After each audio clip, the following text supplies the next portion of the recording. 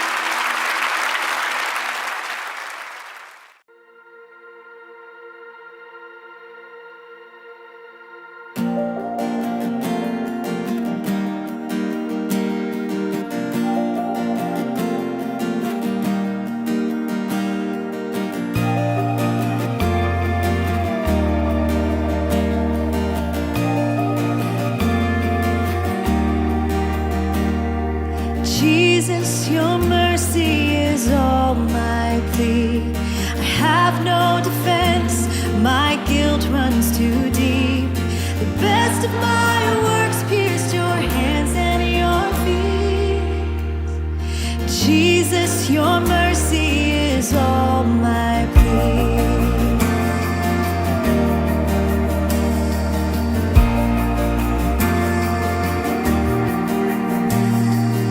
Jesus, your mercy is all my boast. The goodness I claim, the grounds of my hope. Whatever I lack, it's still what I need most. Jesus, your mercy is all my boast. Praise the King who bore my sin, took my place when I stood condemned. Oh, how good you've always been to me. I will sing of your mercy.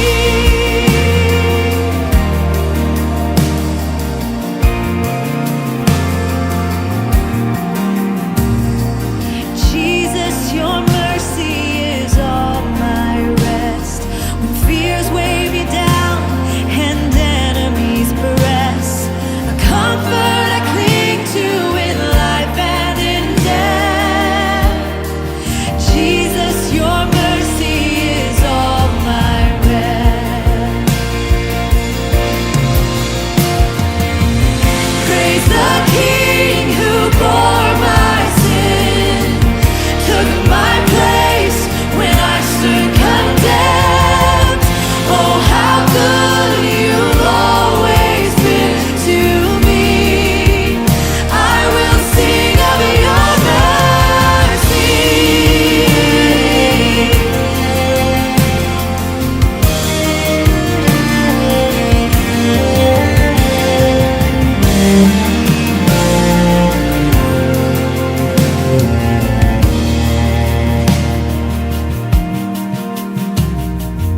Jesus, your mercy is all my joy. Forever I lift my heart and my voice to sing of a treasure no power can destroy. Jesus, your mercy is all my joy. Praise the King who bore my sin, took my place when I stood condemned. Oh, how good you've always been to me. I will sing. Praise the King who bore my sin, took my place when I stood condemned. Oh, how good you've always been to me. I will sing of your mercy.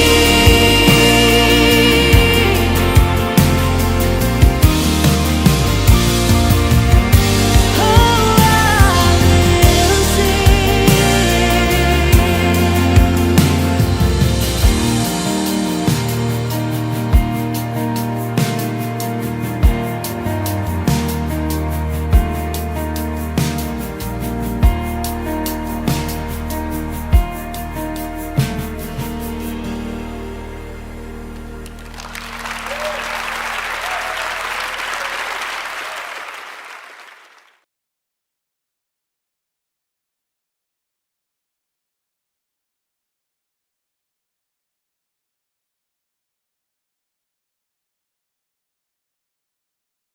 Okay, magandang araw po sa ating lahat.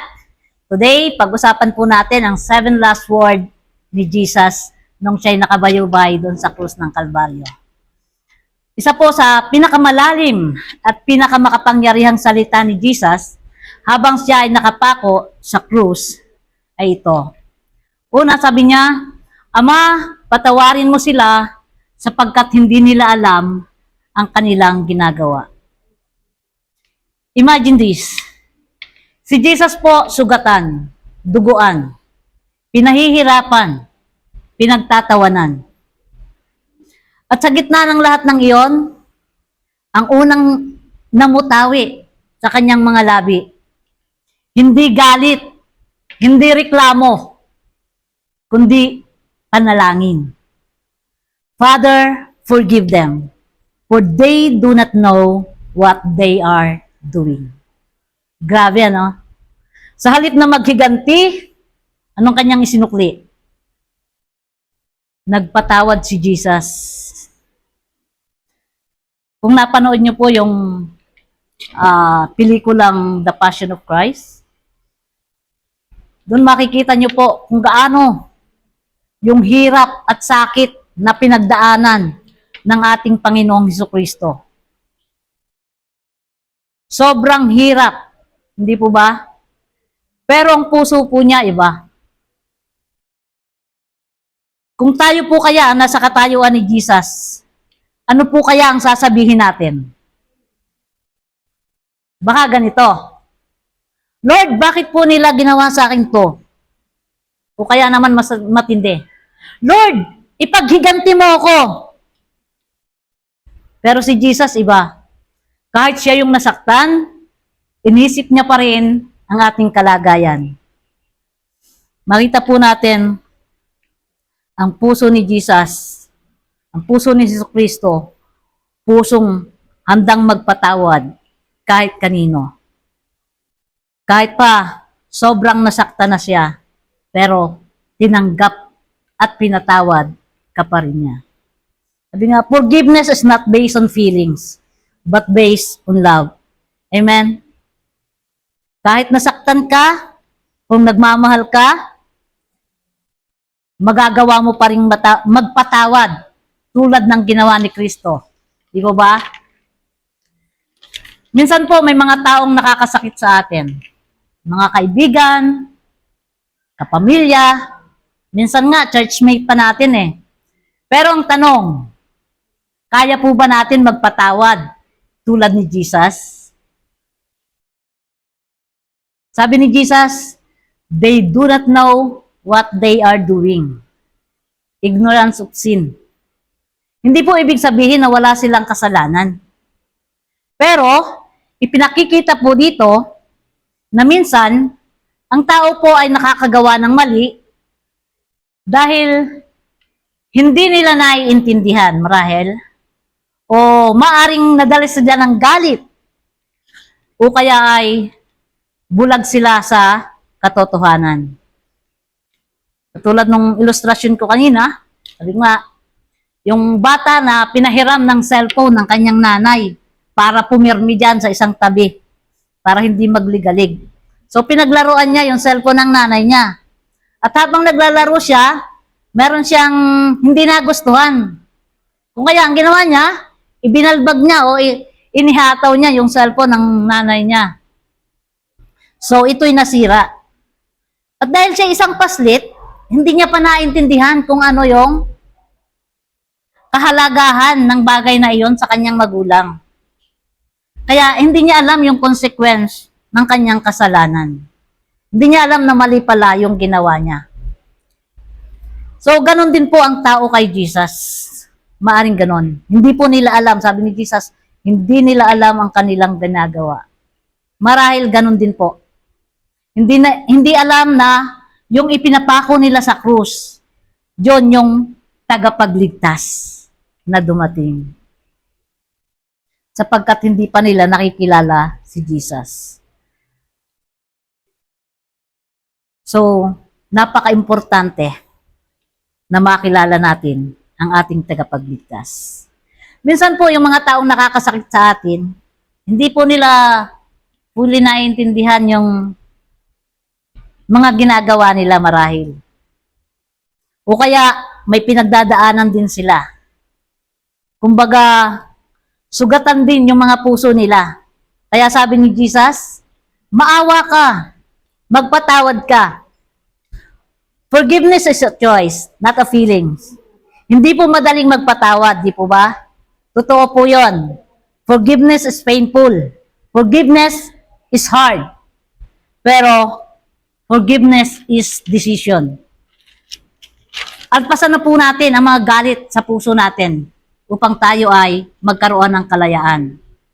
Si Jesus po, kahit gaano siya nasaktan, pinili niyang magpatawad. So, kung naipakita ni Jesus yung kanyang magandang halimbawa, kaya po rin natin itong magawa. Amen po ba? Jesus forgave us first. Sabi nga, alam niyo po ba, hindi po yung mga sundalo lang yung pinatawad ni Jesus.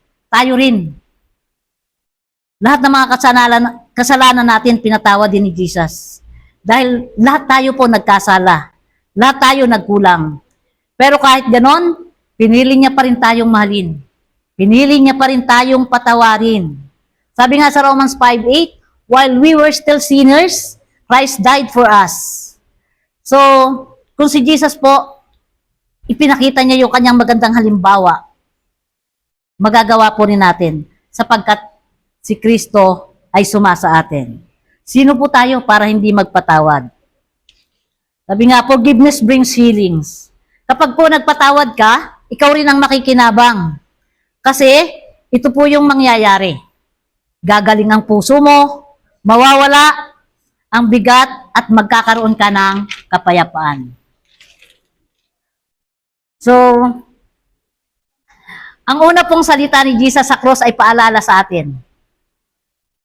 Isang napakahalagang paalala. Ang pagpapatawa daw po ay love in action. At sabi po ni Jesus, Father, forgive them. Now, matanong ko lang po kayo, may mga sama pa ba kayo ng loob? At may mga tao pa kayong hindi napapatawad?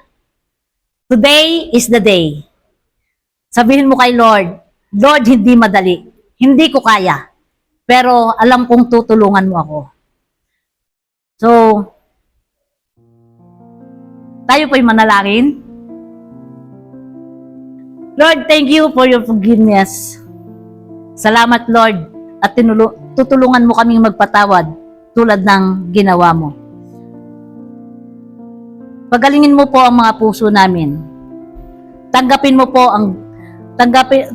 po ang galit, ang mga hinanakit sa bawat isa. Upang kami, Panginoon, ay maging malaya na. At katulad mo, kung paanong nagpatawad ka, magagawa na rin namin sa iba. Salamat po, Lord. Turuan mo kaming maging maibigin sa halip magagalitin. In Jesus' name, Amen.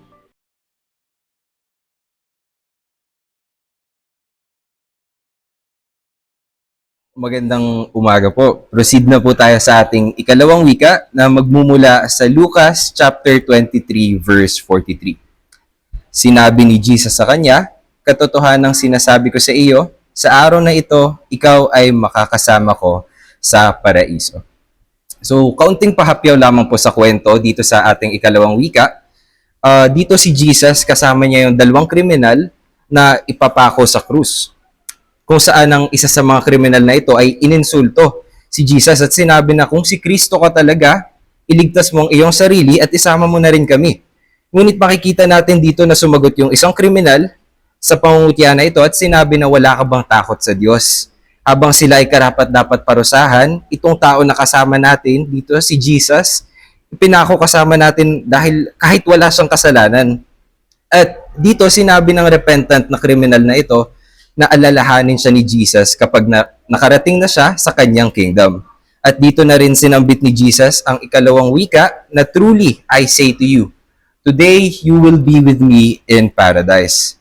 So, kung titingnan po natin sa New Testament, ang mga salitang I tell you the truth o truly I say to you ay ginamit na 76 times ni Jesus kapag may sasabihin siya na dapat nating pakinggang maigi.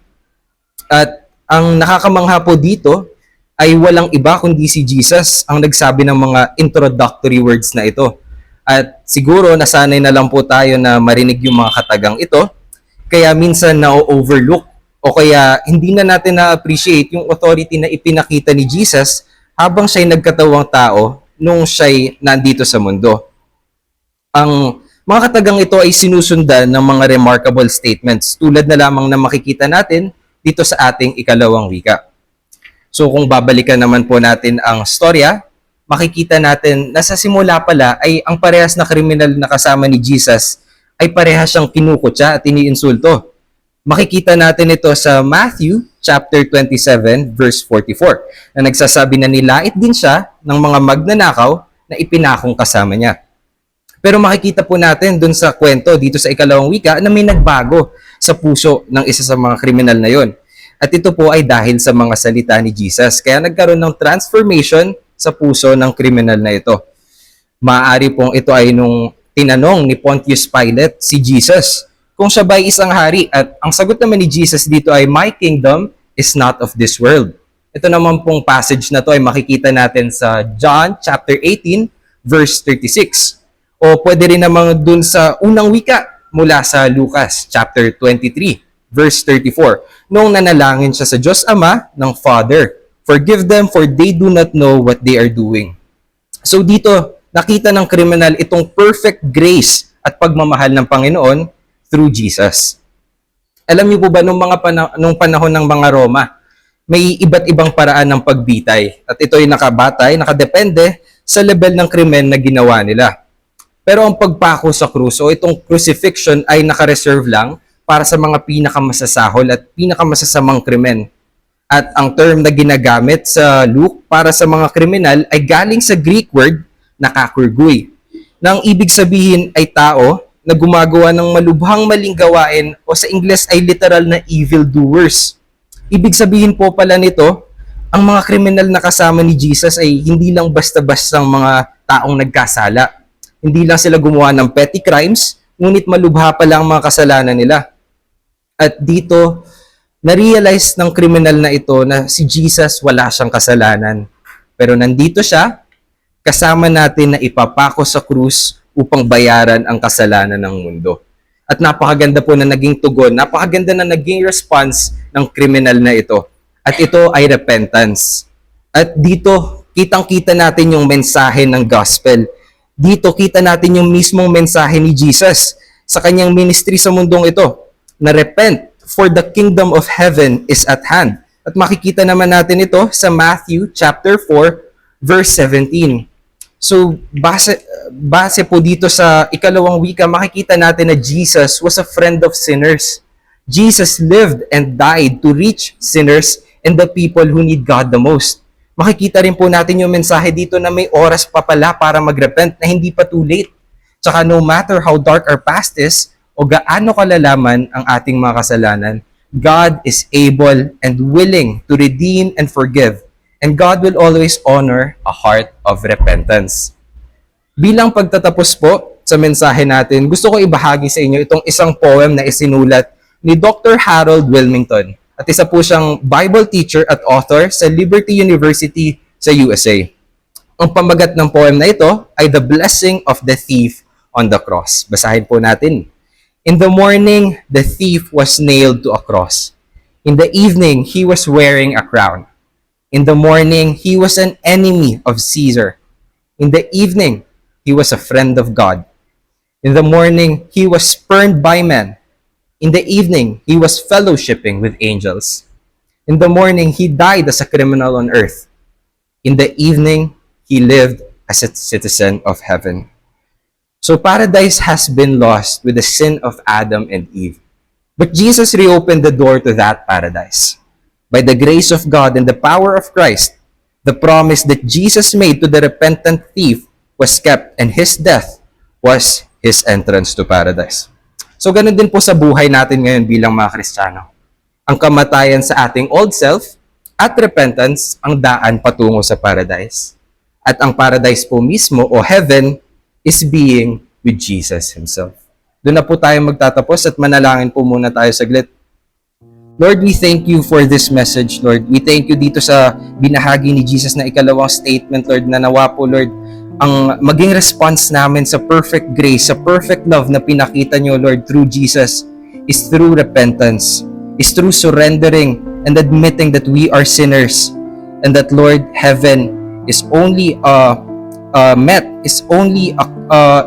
is only accomplished through the blood of Jesus Christ. We pray this, O Lord, in the name of Jesus. Amen. Magandang araw po.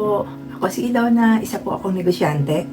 Narito po ako sa inyong harapan upang ibahagi po sa inyo kung papaano ang aking pagkalugi sa negosyo ay siyang ginamit ng ating Panginoon Diyos upang siya ay makilala na siya lamang ang nag-iisang tunay na masasandigan sa oras ng aking pagbaksak at pagkalugi.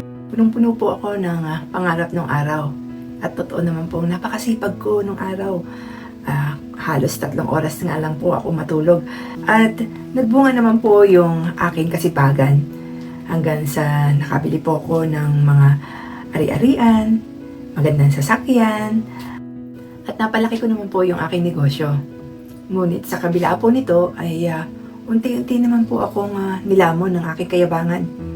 Sa sobrang taas ko nga po ang tingin ko sa sarili ko is kaya lumago ang aking negosyo ay dahil lang po sa aking sariling pagsisikap. Pero dumating po ang panahon na hindi ko inaasahan. Biglang nagbago po ang lahat. Doon po nagsimula na nahirapan ang aking negosyo sa mga pang-araw-araw na pondohin. At ang tanging alam ko na gagawin ko nung araw na yon ay ang makapangutang. Hindi po to yung naging mabuting solusyon sa ginawa kong hakbang. Imbis po na ako ay makaahon, lalo po akong lumubog sa kumunoy ng pagkakautang. Unti-unti po, nahirapan ako at ang mga ari-arian ko po ay unti-unti na rin pong unti-unti pong nawawala. Po, ang mga tindahan ko ay unti-unti ko na rin pong naisara yung iba. Itong mga panahon na ito ay balisang-balisa po ako at hindi na po mapagkatulog. At ako po ay takot na takot. Ito rin po yung mga panahon na napuputulan na ako ng kuryente. Pati nga po tuition fee ng anak ko ay hindi ko na rin po mabayaran. At ito na nga po, demanda dito, demanda doon, dahil nga po sa kasong estafa. Ito na po yung punto ng buhay ko na halos ayaw ko na pong bumangon at magising pa. Hanggang isang araw, hinatak po ako ng aking mga paa papunta sa blessing. Ang isip ko po ay para po makapangutang sa co-op. Mas lalo po akong naging sabik sa pakikinig ng mga salita ng Diyos. At ako po ay masayang-masaya pagka nagpa-pray and worship. Ito na nga po, habang ako ay naaaliw or inaaliw ng gawain tuwing Sunday, na unti-unti pong meron akong nararamdaman na pagbabago. Pakiramdam ko po ay nagkaroon ako ng panibagong buhay. Pakiramdam ko po ako ay nagkaroon ng kalakasan at binigyan niya po ako ng kapayapaan at katatagan. At dahil po doon sa pinaramdam sa atin ng ating Panginoon Diyos na nararamdaman ko po unti-unti habang tumatagal, lalo po akong nagsasaliksik at lalo po akong nauuhaw sa kanyang mga salita. At doon po, mas lumalim po ang relasyon ko sa Panginoon Diyos. At umpisa po doon, unti-unti hindi ko namamalayan na kumikilos na pala ang Panginoon Diyos sa buhay ko at sa buhay ng aking pamilya. Yung aking pong negosyo, unti-unti po akong nakakaahon sa aking pagkakautang na umabot na po ng 10 milyon. Hindi ko po namamalayan na dumaan po at lumipas ang mga panahon. Sa loob lamang po ng 3 taon ay naging debt-free po ako. Ibig po sabihin ay nabayaran ko po ang pagkakautang. At maliban po dito ay unti-unti pong ibinabalik ng Panginoon Diyos ang lahat ng mga ari-arian na nawala sa amin. At lalo pong pinagtibay ng Panginoon Diyos ang aming negosyo. Nagkaroon po ako ng kalinawan ng pag-iisip. Binigyan niya po ako ng dinirect niya po yung aking isip kung papaano ko po patatakbuhin ang negosyo. At binigyan niya po ako ng kalakasan, kapanatagan, at higit pa sa mga inaasahan ko, yung mga bagay na ibinigay niya sa akin. At higit sa lahat, mas nakilala ko pa po ang Panginoon Diyos. Sa Kanya ko na po ipinagkatiwala ang aming hanap buhay. At buhat po noon, mas lalo pong nagkaroon ng sigla ang aming negosyo. Umpisa po noon na siya na po ang nagpapatakbo ng aming hanap buhay. Hindi na po ako namumroblema sa mga pondohin ko. At siya po ang nagpo-provide araw-araw ng lahat ng mga pangangailangan namin. Hindi po ako nai-stress or hindi po ako naghahabol lagi ng oras para po ipambayad sa aming mga obligasyon. Lagi po siyang advance na magbigay ng pangangailangan namin. So, lahat po ito ay ipinagkaloob niya at ibinigay niya sa amin ng higit pa sa aming inaasahan, ng higit pa sa aking inaasahan. So, magpasa hanggang ngayon po ay patuloy na kumikilos ang Panginoon Diyos sa buhay namin at sa buhay ng pamilya namin. Nagkaroon po kami ng kaliwanagan na tanging ang Panginoon Diyos lang ang magiging kalakasan namin sa gitna ng mga pagsubok, sa gitna ng kahirapan, sa gitna ng paglubog. Siya lamang ang tanging masasandigan ko. At siya ang tanging source, ang siyang nagbigay ng lahat ng meron kami ngayon. So, sa Diyos po ang papuri at pasasalamat. God bless you all.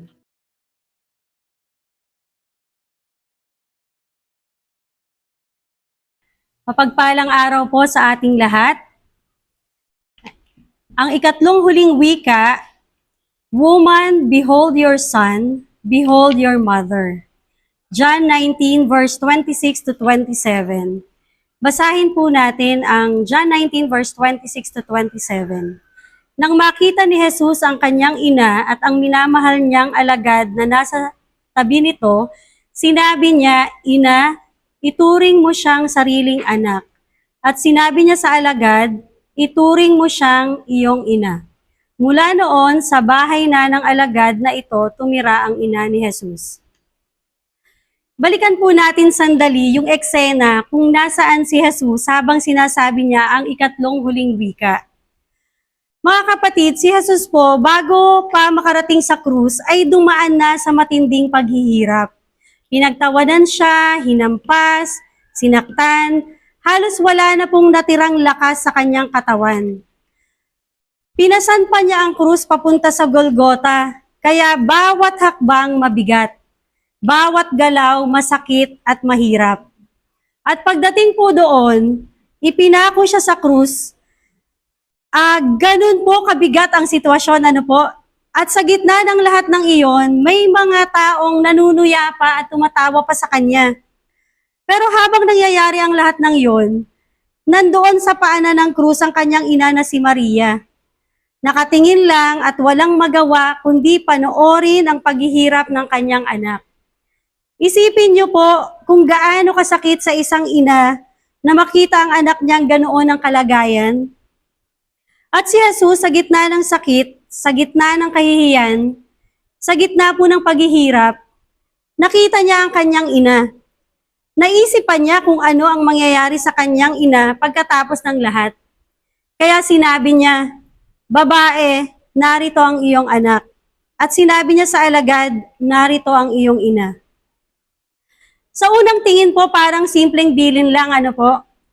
Pero kung lalaliman natin, makikita po natin na ito ay puno ng pag-ibig, puno ng malasakit at puno ng aral para sa ating mga buhay at relasyon. Kung tayo po kaya ang nasa ganong sitwasyon, malamang sarili na lang natin ang iisipin natin. Kapag pagod ka, kapag nasasaktan ka, kapag puno ka na ng problema, kapag hirap ka na, ang sasabihin mo siguro, "Ako muna, pagod na ako, hindi ko na kaya." Pero si Jesus po, sa gitna ng kanyang paghihirap, nagawa pa niyang isipin at alalahanin ng iba. Ibig sabihin, ang pag-ibig niya ay hindi po nakadepende sa sitwasyon. Siya ay nagmamahal kahit masakit, kahit hirap na, kahit pagod, kahit wala nang natitira sa kanya. At dito po tayo tinuturuan ni Jesus tungkol sa relasyon. Kasi aminin po natin, maraming nasisirang relasyon ngayon. Pamilya, mag-asawa, magkakaibigan, at hindi po ito dahil walang pagmamahal, kundi dahil ang pagmamahal po ay naging makasarili. Kapag hindi na masaya, aalis na lang. Kapag hindi na napapansin, lalayo na lang. Kapag nahihirapan, titigil na. Pero sa pinakita po ni Jesus, Ang tunay na pag-ibig ay marunong magbigay kahit mahirap. Marunong umunawa kahit masakit. Marunong magstay kahit hindi na komportable ang sitwasyon. At hindi lang po iyon, sa ginawa po ni Jesus, makikita rin natin na ang pag-ibig ay may kasamang responsibility. Hindi niya po basta sinabi kay Maria na bahala ka na. Inayos po muna ito ni Jesus. Binigyan niya ng malinaw na responsibilidad si Juan. At si Juan naman po, hindi niya binaliwala yon. Tinanggap niya si Maria at inuwi niya sa kanyang tahanan. Ibig sabihin, ang relasyon po ay hindi lang tungkol sa nararamdaman.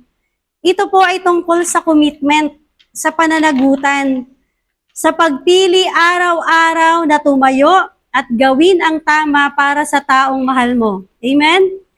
Minsan kasi ang tingin natin sa pag-ibig ay puro emosyon lang. Sweet, masaya, magaan. Pero ang pag-ibig na ipinakita po ni Jesus sa krus ay hindi po madali. Ito po ay may kasamang sakripisyo.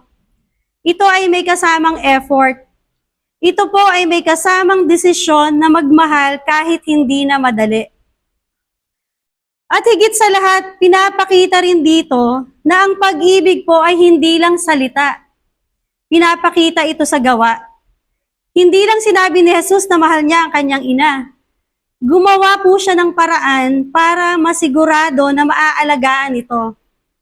At si Juan hindi lang nakinig, kumilos siya. Kaya malinaw na ang tunay na pag-ibig ay hindi lang naririnig, kundi nararamdaman sa oras na binibigay mo, sa effort na ginagawa mo, sa sakripisyong handa mong tanggapin. Kaya mga kapatid, habang binabalikan natin ang ikatlong huling wika ni Jesus, hindi lang po ito kwento ng nakaraan. Ito po ay salamin para sa buhay natin ngayon. Bilang pagtatapos po, gusto ko pong suriin at tanungin po natin ang ating mga sarili. Sa paraan ng pakikitungo natin sa pamilya natin, sa asawa natin, sa mga kaibigan natin, anong klaseng pag-ibig ang ipinapakita natin? Kapag ba tayo ay nasasaktan, marunong pa rin ba tayong magmahal? Kapag hindi na madali, nananatili pa rin ba tayo? Yung mga salita natin, sinusundan ba natin ang gawa? Dahil kung si Jesus, sa gitna ng krus, sa gitna ng pinakamabigat na sakit, nagawa pa rin niya pong magmahal ng ganong kalalim, ganong katapat, at ganong katotoo. Tayo pa kaya na may hininga pa, may lakas pa, may pagkakataon pa araw-araw? Ano pa ang dahilan natin para hindi magmahal ng tama? Mga kapatid, ang ikatlong huling wika ni Jesus ay paalala sa atin na ang tunay na pag-ibig ay hindi makasarili.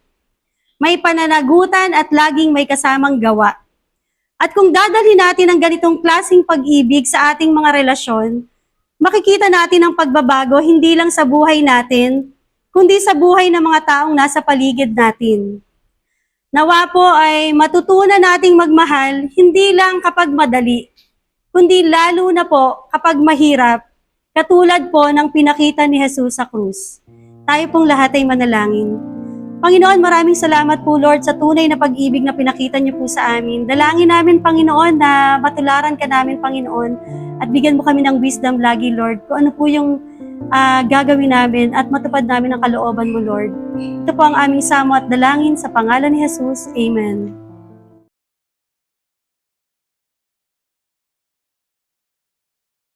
Ang ikaapat na wika. Diyos ko, bakit mo ako pinabayaan? Basahin po natin ang sulat ni Apostol Marcos sa Kapitulo 15:34. Ito po ang sinasabi. Nang ikatlo na ng hapon, sumigaw si Jesus, Eloi, Eloi, lema sabachthani, na ang kahulugan ay Diyos ko, bakit mo ako pinabayaan? Naranasan mo na ba ang maabandona ka? In English, abandonment. Ang ibig sabihin, left behind, deserted, or no longer used or cared for. Kung sa Tagalog naman po, naiwan, pinabayaan, hindi na kailangan, wala nang halaga. Sa mga kahulugan na nabanggit ko, nakaka-relate ka ba? Marahil ay oo. Dahil iyan ay bahagi ng buhay na tinatawag na pagsubok. Iniwan ka? Pinabayaan ka? Ito ang magandang balita para sa iyo. Si Kristo Jesus ang pag-asa. Kung pamilyar na po kayo sa kasaysayan ng ating Panginoong Jesus sa krus ng Kalbaryo, para po sa akin, si Jesus po ang perfect na halimbawa ng inabandona o pinabayaan. Lahat ng mga tagasunod niya ay iniwan siya. Mayroon pa nga na ipinagkaila siya hanggang mapako na siya sa krus. Walang dumamay o tumulong sa kanya, walang nagtanggol. Walang sumuporta, wala kahit isa. Ano-ano nga ba ang ginawa ni Jesus Christ sa panahon ng matinding paghihirap? Una, ang pagsamba sa Diyos. Isa sa mga 10 utos ng Diyos, matatagpuan po natin ito sa Deuteronomio, Kapitulo 5:11. Ang sinasabi po doon, huwag ninyong gagamitin ang pangalan ko na walang kabuluhan. Ako ang Panginoon na inyong Diyos, ang magpaparusa sa sino mang gagamit ng pangalan ko sa walang kabuluhan. Ayon nga sa mga kwento sa Biblia patungkol sa buhay ni Jesus, siya ay nagturo ng kasulatan sa mga sinagoga, kaya alam niya ang mga kautusan. Hindi niya sasambitin ang pangalan ng Diyos kung hindi niya ito sinasamba. Imagine that. Grabe talaga. Isipin mo. May tao na nakapako sa krus. Ano kaya ang pakiramdam? Nahihirapan, naghihingalo, at nasasaktan ang katawan. Ganyan ang ating Panginoong Hesus, na sa kabila ng pag-abandona sa Kanya, ay nagpuri at sumamba pa rin siya.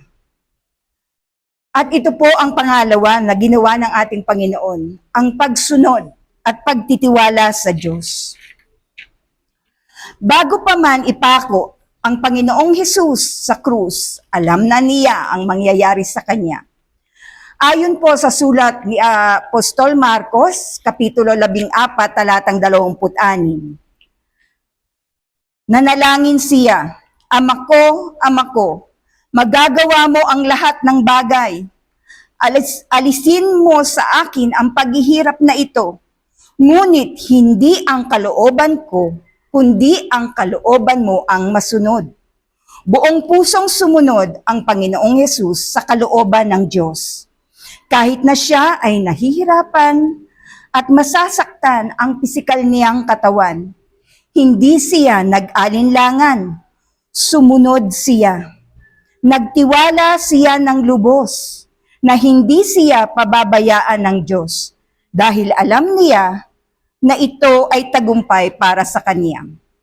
At ayon nga po sa sulat ni Apostol Juan, Kapitulo 10, mga talatang 17 hanggang 18, ito po ang sinasabi, dahil dito'y minahal ako ng Ama, dahil inialay ko ang aking buhay, upang ito'y kunin kong muli.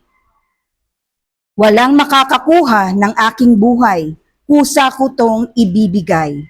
Mayroon akong kapangyarihang ibigay ito at mayroon akong kapangyarihang kunin itong muli. Ang utos na ito'y tinatanggap ko mula sa aking Ama. So, labis po ang pagsunod at pagtitibala ng ating Panginoon. At ang pinakahuli po na ginawa ng ating Panginoon ay ang pag-ibig. Sabi nga po sa sulat din ni Apostol Juan, Kapitulo 15, talatang 13, ang pinakadakilang pag-ibig na maaaring taglayin ng sinuman para sa kanyang mga kaibigan ay ang ialay ang kanyang buhay para sa kanila. Pag-ibig ang dahilan. Kaya inialay ni Jesus ang buhay niya sa krus. Ikaw at ako ang makikinabang nito. Nag-uumapaw ang pag-ibig ni Jesus sa atin. Buhay niya ang kapalit upang tayo ay magkaroon ng buhay na walang hanggan.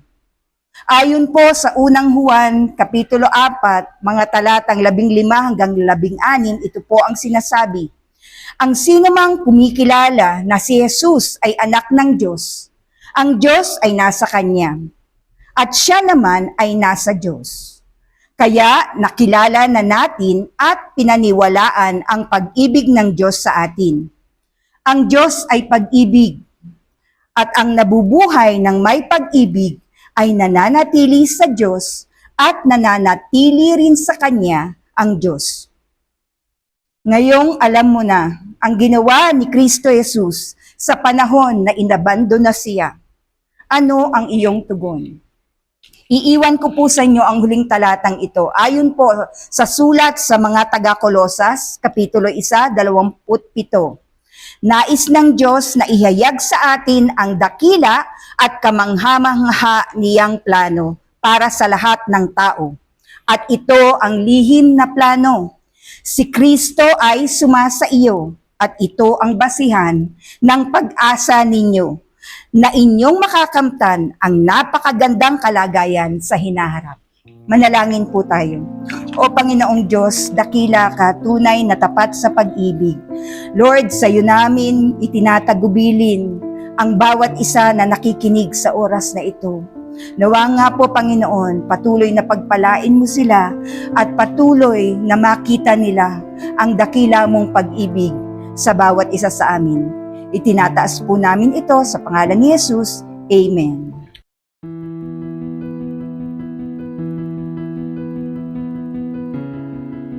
Okay, magandang umaga po sa inyong lahat. Ako po Sister Mary Antoinette Baybay po. At tunay nga po, sa Diyos po ang papuri. Habang nakikinig kayo ng aking testimony, nawa nga po ay kayo po ay mabless, lalo yung mga pinagdadaanan sa buhay. Ako po ay dating OFW sa bansang Hong Kong from 1997 hanggang 2006. So, salamat sa Diyos kasi 1998 nakakilala ako sa Panginoon sa pamagitan ng Jesus Lord Fellowship sa bansang Hong Kong. Pero ito na po ang pagsubok. Ito na nga, ang Kristiyano, hindi lang po ay bed of roses. May mga pagsubok na makakaya mo dahil sinamahan ka ng Diyos. Hawak tayo ni Lord. No? Yung na-diagnose ako ng year 2005 ng stage 4 cancer. So, doon po ako inoperahan, lahat-lahat, radiotherapy, at magtataka kayo, ba't ako hindi umuwi? Cancer na nga po, pero hindi po. Sa pamagitan po ng aking alagang batang maliit, yung pang ginamit ni Lord, para ako ay magkaroon po ako ng complete medication sa bansang Hong Kong, free po. Hanggang pong matapos na 1 year na gamutan, ay ginamit po ang aking alagang 10 years old. No? Ganun po, pinrovide ni Lord yung aking mga para ako'y gumaling sa bansang Hong Kong na stage 4 cancer.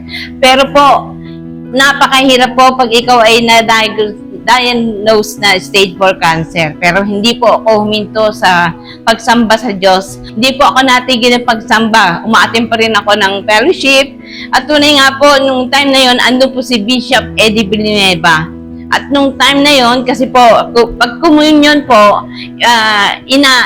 pina-flashback po yung Passion of the Christ. No? At tunay nga po, yun po, nung nakita ko po si Jesus, na yung, habang piniplay po yung Passion of the Christ, Lord, yan nga po, sabi nga po nyo, sa yung mga latay kami nagsigali. Yun po ang kiniling ko. At tunay nga po, habang ang kagalingan ko po ay dumaloy nung time na na-diagnose ako na free, cancer-free na ako ng 1 year na po. So, kay buti ni Lord, isang bata ginamit at sa pamamagitan lang ng prayer ng mga kapatiran, gumaling po ako. At wala nga po yung sinasabi nga po yung complete healing. naranasan ko. Kasi yung time na yun, pag sinabing complete healing, medyo hindi pa ako naniniwala nun.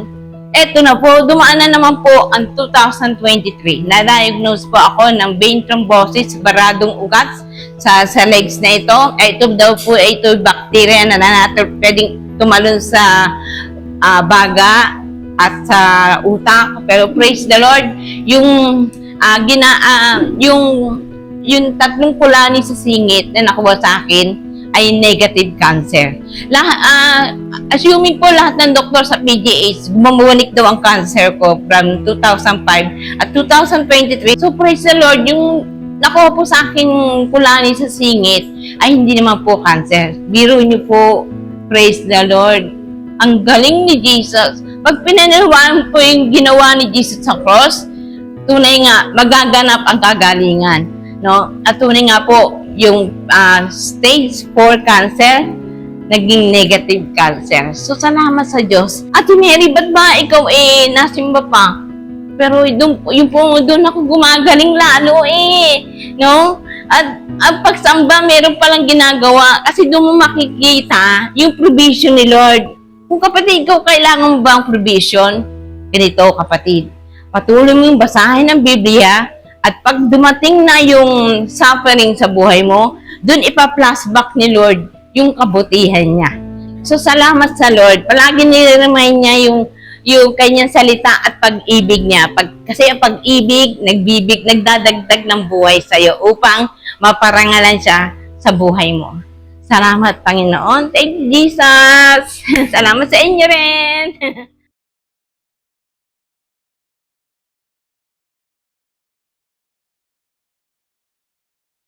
Mapagpalang araw po sa bawat isa sa atin, lalo na po yung mga kapatid natin na nasa kani-kanilang tahanan. Tayo po ay darako na sa ikalimang wika. Atin pong basahin itong Juan 19, Kapitulo 28. Ang sabi po dito, alam ni Jesus na natapos na ang misyon niya. At para matupad ang nakasulat sa kasulatan, sinabi niya, nauuhaw ako. Ano ang paborito mong pamatid uhaw?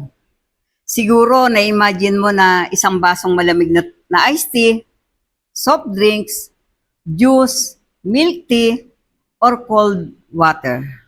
Alam mo ba, ayon sa science, ang pinakamainam na pamatid uhaw ay ang tubig at sa oras na makaramdam ka ng uhaw, ikaw pala ay dehydrated na. O nawala na ang 1 to 2% na tubig sa iyong katawan. Kaya kapag ang tao ay nauuhaw, nagkakaroon ng di magandang epekto sa katawan, gaya ng disorientation, pagkahilo, pagtaas ng blood pressure. Meron ding ibang manifestation ang pagkauhaw. Maaring pagkauhaw sa relasyon, uhaw sa pag-ibig, uhaw sa pansin ng ibang tao, uhaw sa kayamanan, uhaw sa kapangyarihan, at iba pang mga kauhawan. Yan po yung nararanasan natin bilang mga tao. Alam niyo po ba, ang Panginoong Hesus ay nakaranas din ng matinding pagkauhaw. Kung titingnan natin, pwedeng isang kumpas lang ng Panginoon, pwedeng magbaba ang mga anghel ng tubig para ang ating Panginoong Hesus ay painumin.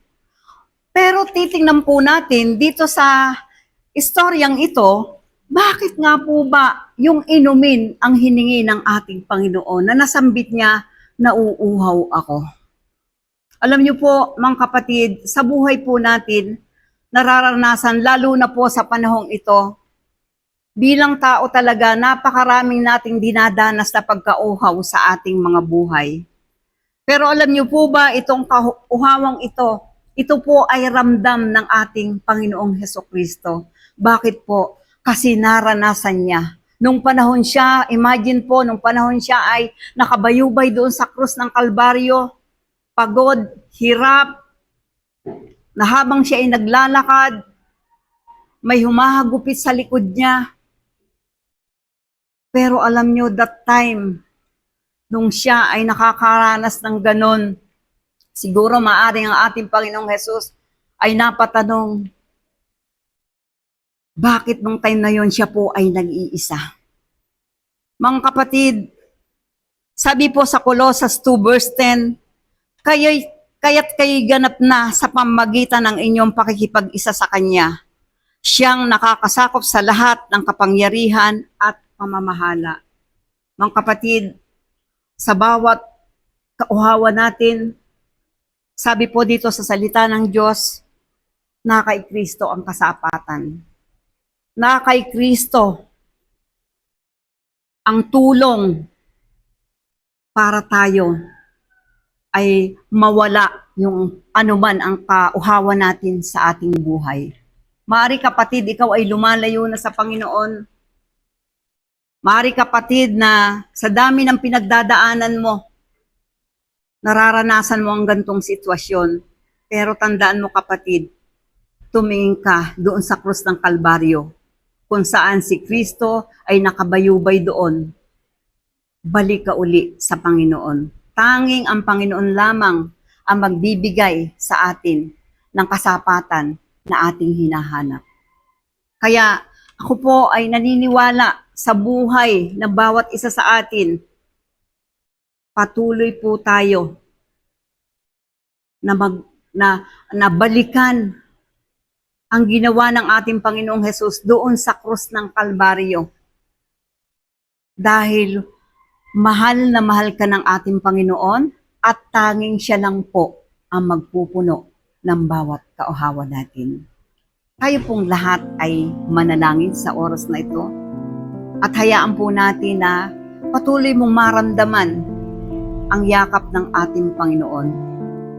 Mapagmahal naming Diyos, salamat sa ginawa mo dyan sa krus ng Kalbaryo.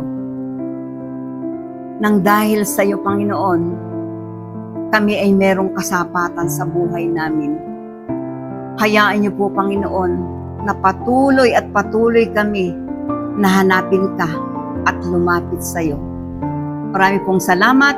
Ito po ang dalangin ko sa pangalan ni Jesus. Amen.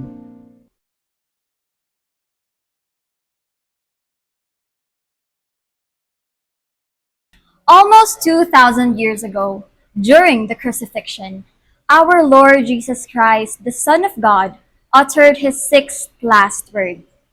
Makikita natin yan sa Juan chapter 19 verse 30 na nagsasabing, nang masipsip na ni Jesus ang alak, sinabi niya, tapos na.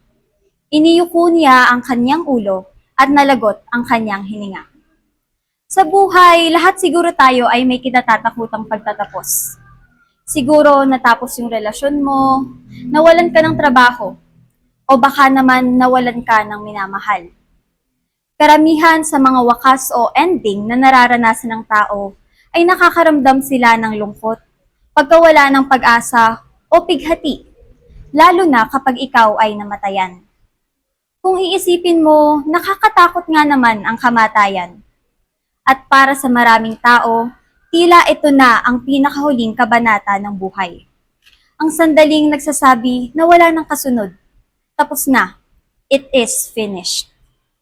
Kaya kung babalikan natin ang tagpo sa krus ng Kalbaryo, tila iyon na rin ang katapusan ng lahat. Naroon si Jesus, nakapako sa krus, sugatan at naghihingalo. Ang mga taong nanood ay maaari nag-isip na iyon na nga ang wakas ng kanyang buhay. Sa mata ng tao, parang doon na nagtatapos ang kwento ni Jesus.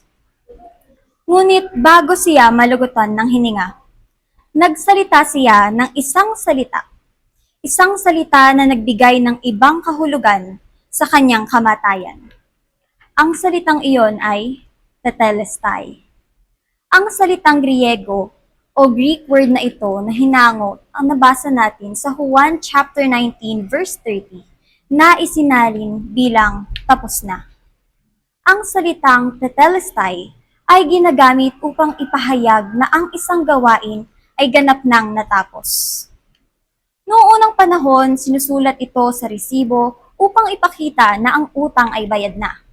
Ginagamit din ito ng mga manggagawa para sabihin tapos na ang trabaho. At ng mga payi kapag ang handog ay ganap nang naihandog. Sa madaling salita, Tetelestai means kumpleto na at wala nang dapat idagdag pa. The death of Jesus was not simply a gruesome and sad ending, but the death of Jesus is also a proclamation of victory. And to truly understand this statement, basahin din natin ang English version ng ating verse. Sinabi dito, when Jesus had received the sour wine, he said, "It is finished." Then he bowed his head and gave up his spirit. Jesus did not say, "I am finished." Instead, he said, "It is finished." Sa unang pagtingin, parang magkatulad lang naman. Pareho silang may ending. Pareho silang natapos. But I want you to see the difference sa ending ng buhay ni Jesus at sa ending na nakasanayan nating mga tao. Kung sinabi ni Jesus na I am finished, para tong sigaw ng pagkatalo. Parang sinasabi na his death was absolute o ganap na. Ang statement na I am finished ay magpapahiwatig ng kahinaan, kabiguan, at wakas ng pag-asa. Ngunit hindi iyon ang sinabi ni Jesus. Sa halip, sinabi niya, "It is finished." Sa pahayag na ito, nilipat yung focus, hindi sa kanyang sarili, kundi sa misyon na kanyang pinuntahan upang tuparin. Jesus was not declaring his defeat. He was declaring that his work was complete. Na isakatuparan na niya ang misyon na ipinagkatiwala sa kanya ng Panginoon. The statement, "I am finished," would mean the end of Jesus. But the statement, "It is finished," means the end of sin's power and the completion of God's plan of salvation. His final words were not words of despair dahil ipinako siya sa krus at nalagutan siya ng hininga. Hindi iyon ang ending na gusto niyang iparating sa atin. His sixth last word, Tetelestai, was a proclamation of victory. Binayaran niya na ang lahat ng kasalanan natin. The debt is paid, malaya na tayo. Kaya naman kapag maririnig natin ang ika-6 ng huling wika ni Jesus, huwag natin itong pakinggan bilang isang bulong ng pagkatalo dahil sa kanyang kamatayan. Sa halip, pakinggan natin ang wakas na ito bilang isang sigaw ng tagumpay, a proclamation of victory. Tapos na ang misyon niya, tapos na ang sakripisyo, the debt is paid. Not I am finished, but it is finished. At dahil it is finished, pwede na tayong mabuhay sa kalayaan at pag-asa na ibinigay ni Jesus para sa atin sa krus ng Kalbaryo. The cross was not the end of Jesus' life. It was the completion of His mission. Dahil ang pagtatapos ng sakripisyo niya ay ang panimula ng tungkulin natin bilang isang Kristiyano. Kaya naman, paano mo sisimulan ang wakas ng sakripisyo ni Jesus?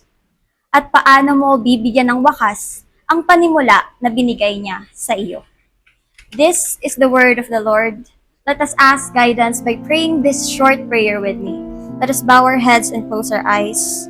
Dear Lord God, thank you for everything. Lord, salamat sa sakripisyo nyo. Salamat sa kamatayan nyo at kami ang nabuhay. Lord God, we thank you na binayaran nyo ang utang namin. We thank you, Lord, na malaya na kami sa kasalanan. Lord, gabayan mo kami. Let us see the cross. Let us see the cross as your victory, as your sign of victory, not as your sign of defeat, not as the death we know. But Lord God, we know, Lord God, that you will guide us in every decision of our life, Lord. Let us see you in not just the death at the crucifixion, Lord God. Kayo, Lord, ang gumabay sa lahat ng desisyon namin sa buhay. At alam namin, Lord God, na ang panimula na binigay nyo sa wakas nyo, Lord God, ay yun, Lord, ang inyong will.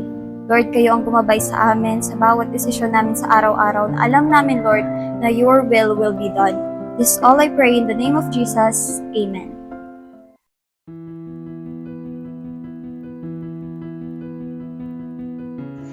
Sino ba ako nung hindi ko pa nakikilala ang Panginoon? Yan po ako dati. Akala ko ang ganda-ganda ko na dyan.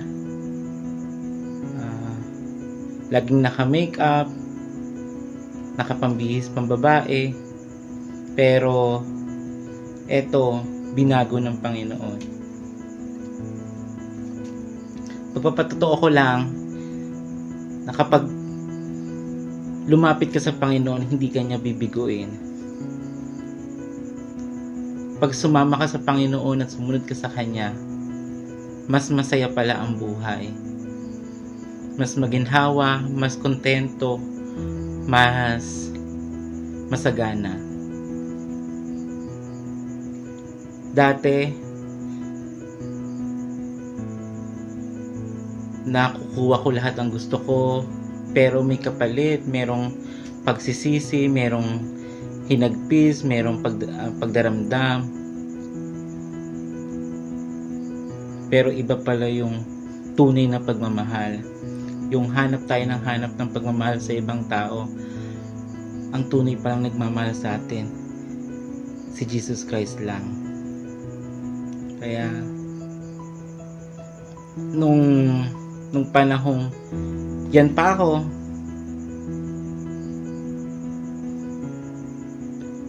harbat dito, harbat doon, makeup dito, makeup doon, suot ng pambabae, inom doon, gala doon, gala dito. Pero nung nakilala ko ang Panginoon, nabago ang lahat. Napakabuti ng Panginoon sa ating buhay. Kaya at magbasa lang din po tayo ng Biblia dahil yun po makakatulong po sa atin.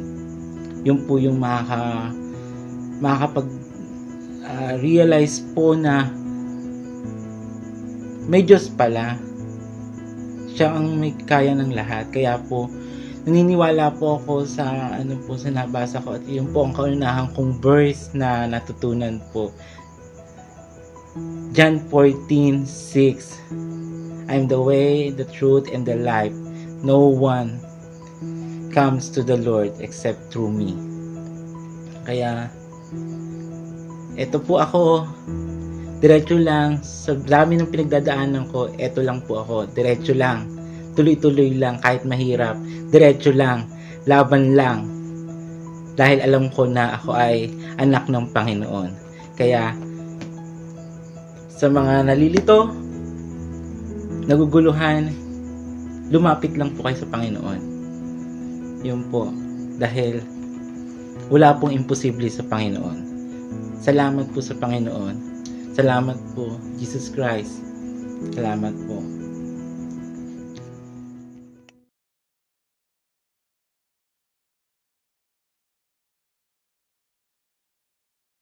Magandang umaga sa ating lahat mga kapatid. Isang napakagandang balita ang isi-share ko ngayon. At very excited ako kasi ito na yung pinaka-exciting part. Parang telenovelang inaabangan. Di ba? Kasi yung exciting part talaga yung ending eh. Ano yung pinaka-sweet? Di ba? Ito yung pinaka-inaabangan natin. So ito na yung pinaka-huli. Pinaka-nakakakilig na sinabi ng ating Panginoon mula sa aklat ng Lucas 23:46, Ama, sa iyong mga kamay, ipinagkakatiwala ko ang aking espiritu. Di ba mga kapatid, nakakakilig?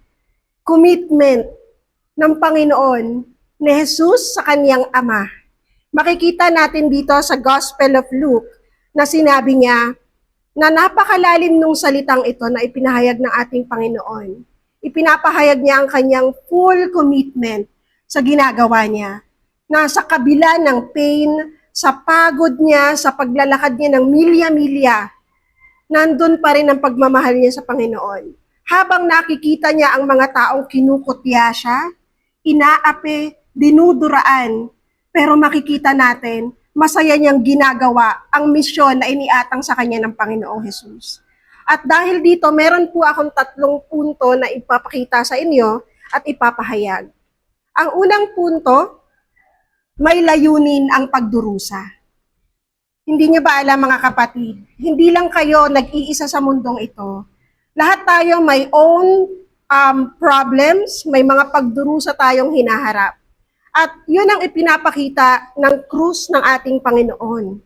Na sa kabila ng kanyang cries of lahat ng mga pagdaramdam na nakita natin sa kanya habang hinahampas siya, habang dinuduroan siya, kinukutya, parang masaya niyang ipinapakita sa atin na, yes, I deserve this.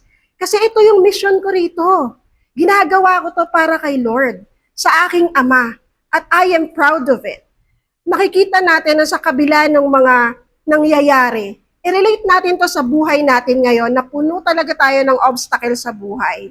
Puno ng pagdurusa, maraming tao na hindi naniniwala sa kakayanan natin, pero meron tayong Diyos na nandito, kasama natin, at itinuturing tayong anak.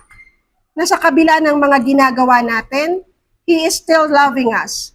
At anuman ginagawa natin bilang Kanyang mga anak, nandyan si Jesus na koneksyon natin sa Kanya. Hindi ba? At mahalagang maunawaan natin na sa kabila ng sakit na ating dinadanas, nakita ni Jesus ang kaganapan ng Kanyang misyon sa mundo. Kaya nga sinabi niya na, I commit my spirit to you, O God. Kasi eto na talaga yun eh. Parang eto na yung ending.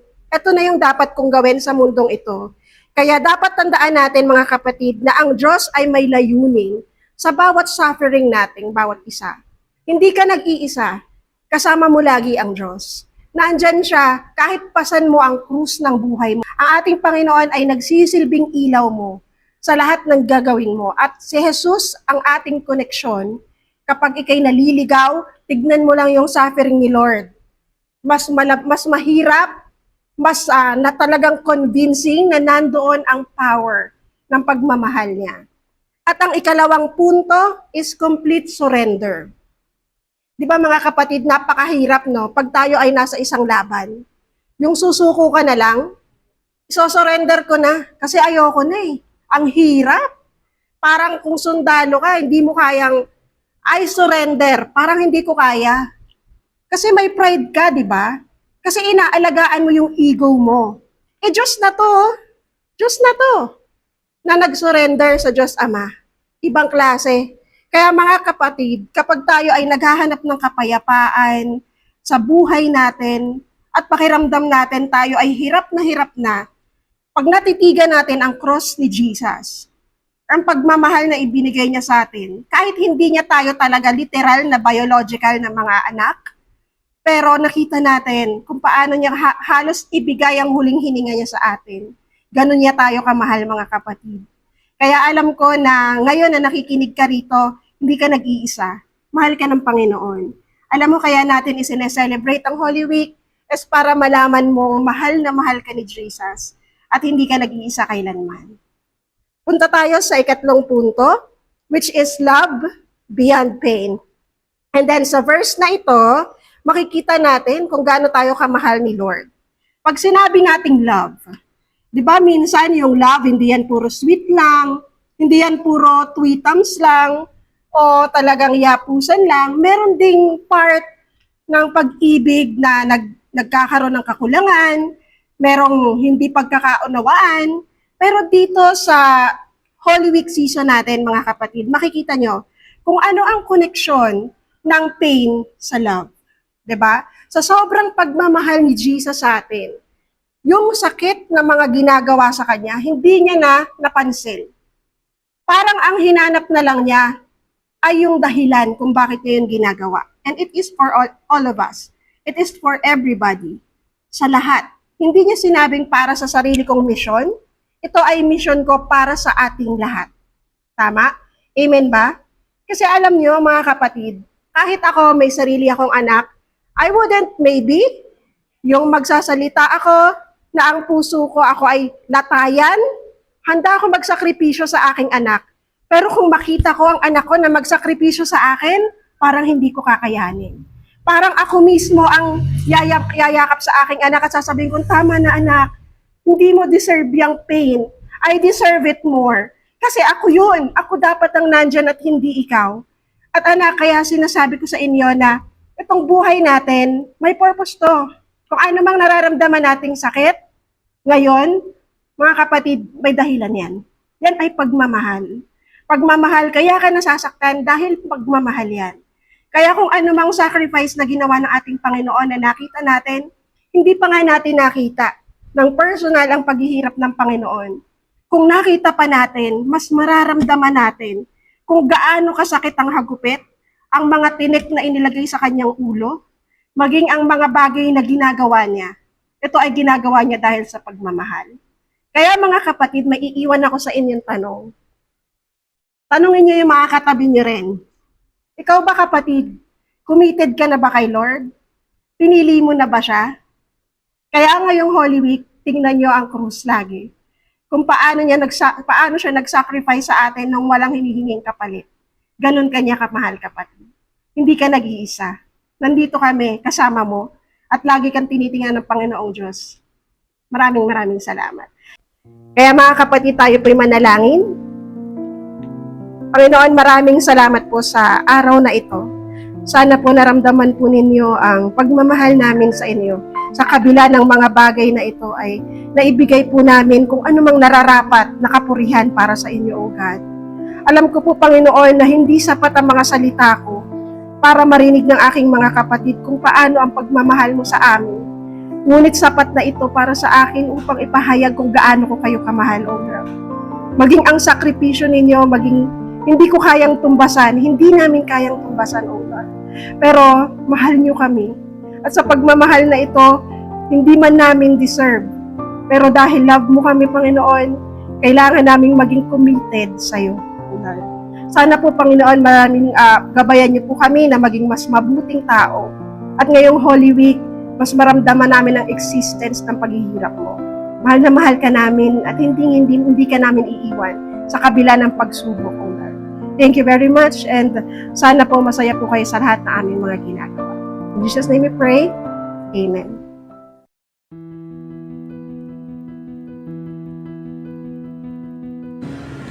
Hindi aksidente na nandito ka ngayon. Yun ang palaging sinasabi ni Pastor Joshua or ni Brother Mark kapag mag-uumpisa sila ng preaching. O totoo po yun, lalo na po sa karanasan ko. Hindi po talaga aksidente na ako ay napabilang dito sa blessing sapagkat may purpose po si Lord kung bakit ako ay napabilang dito. Natatandaan ko po that was 2 years ago. Hindi naman po kusang loob ang aking pagdalo sa blessing. Kahiyaan lang po talaga ito. Nahiya lang po akong hindi umattend kasi mahigpit pong mang-imbita ang Tito Rodel. But then, now that I have surrendered myself to the Lord, ngayon ko po talagang pinagpapasalamat na naging makulit si Tito Rodel sa pag-invite po sa akin sapagkat ngayon ko po naramdaman ang tunay na happiness with peacefulness. Sobrang ang sarap pong mabuhay kapag si Lord nasa puso niyo po. Dati po, yung una attend ko dito sa blessing, naku, hiyang-hiya po ako sumayaw, yung pumalakpak, magtaas ng kamay habang naawit ako, talaga pong awkward. Pero ngayon po ngayon, kita nyo kung paano po ako ginamit ng Panginoon, paano po siya gumalaw sa buhay ko. Ako po ay maawit na, nag-worship na po ako sa harap, at nag-opening prayer, testify gagaya nito, which is not very me. Hindi po ako dati yan. Kasi sa akin, sabi ko before, basta mabuti kang tao, wala kang ginawang masama, siguro okay na yun. Papasa na yun para makapasok sa langit. Ganun lang ang pamantayan ko dati. Pero pag po pala tunay na tinanggap mo si Lord sa puso mo, iba po ang feeling. Napakabuti po ni Lord, ang dami po niyang ginawa sa buhay ko. Hindi ko po maiisa-isa sa inyo sapagkat maiksi lang po ang oras na binigay sa akin. Pero yung po mga bagay na yun ay nai-share ko sa mga taong nakakasalamuha ko everyday para mag-inspire po sa kanila na ganito po kadakila at kabuti ang Panginoon natin. Yun po, siguro yun ang purpose ko, yun ang purpose ni Lord para sa akin, na makapag-inspire ng tao with my own experience, yung mga failures ko before na nalagpasan ko, yung relationship namin ng mag-asawa na peaceful na ngayon. Marami pong blessings si God kapag po tinanggap mo siya sa puso mo. Very generous po siya sa pagbabalik po ng blessing. Kaya huwag po tayong bibitaw kay God.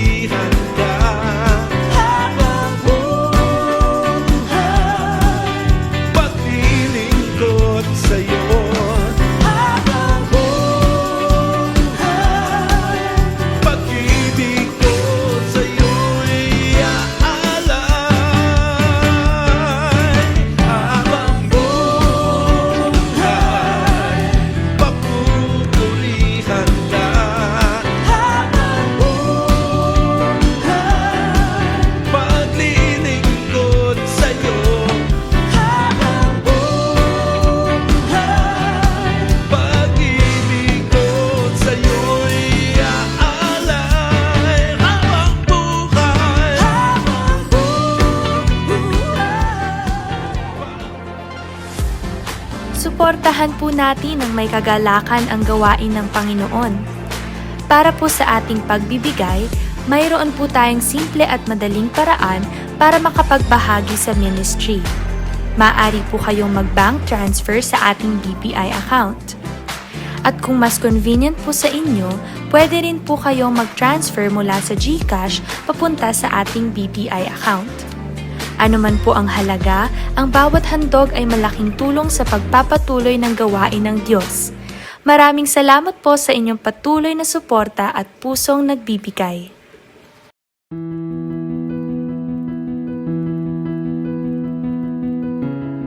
Nawa ang pag-ibig ng Diyos, kagandahan ng loob ng anak, sasama ng banal na Espiritu at sa inyo man lahat.